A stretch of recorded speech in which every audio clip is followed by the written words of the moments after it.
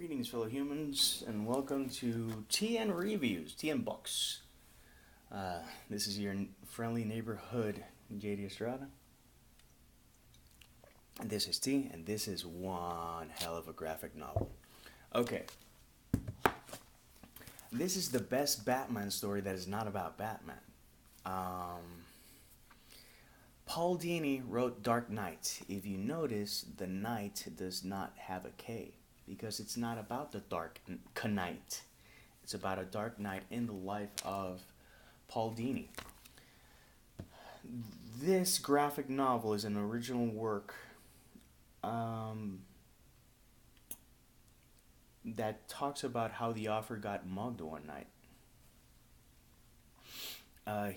Paul Dini worked on cartoons, Animaniacs, and Batman the Animated Series, amongst other things. And I was actually recommended this by Tea House Comics, if I'm not mistaken, here in Georgia. Nice people. They recommended a couple of good things. This was among them. This is amazing.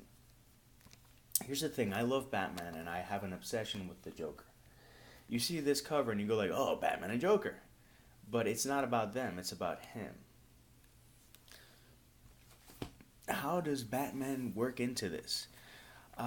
We, as writers, often have very overactive imaginations. Some people might even have a tendency to imagine things in their day-to-day lives.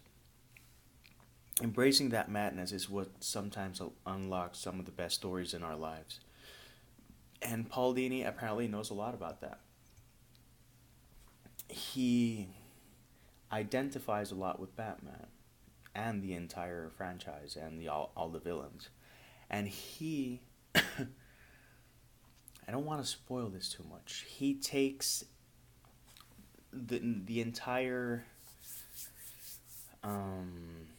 mindset of the Dark Knight and Detective Comics, and he has conversations with characters from the series, including Batman, including Joker, Harley Quinn, Scarecrow, etc., etc., etc.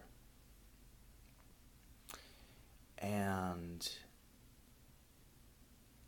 fiction has a way of making itself into our lives in different ways. I embrace a lot my Potterhead status, being a Ravenclaw and whatnot, but the fact remains that fiction has made a profound impact in my life, and I'm not the only one. It's not just that I identify and that I cry, it's that there are values reflected in fiction that I accept as my own. And Paul Dini had a very traumatic experience where he got beaten to a pulp and almost killed by two muggers. And this graphic novel is his tale of recovery from that awful ordeal. And how, how some people have that conscience where an angel and a devil talk to him? Well, he doesn't have an angel or a devil. He has Batman, and he has the Joker, and he has all the cast from the Batman comics talking to him about life. And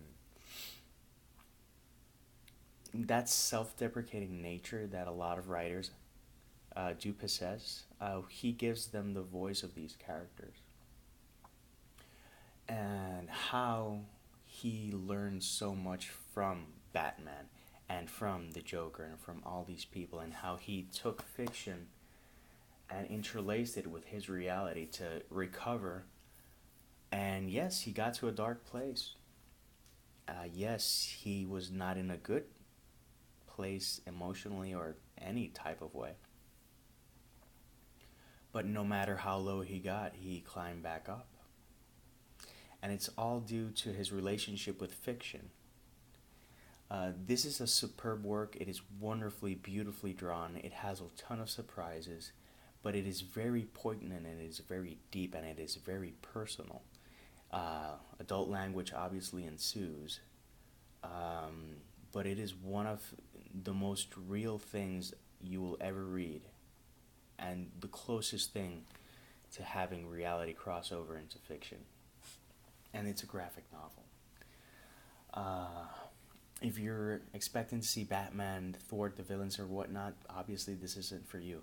If you want something that has a lot of flavor of Batman, but talks about life, give this book a check. It is phenomenal. The writing is outstanding. It makes me want to actually see the cartoons that he worked on. It will, this will get 5 stars. This will be one of my highest rated books of the year, and right now it looks like it might be the best book I've read so far, which is saying something. So, but I'm also reading American Gods now, so things can change in a second. And there's also books that will be released by wonderful indie writers that will figure into the equation as well. But anyways, highly recommended to someone looking for something real yet fictitious. So until next time, peace, love, and maki rolls.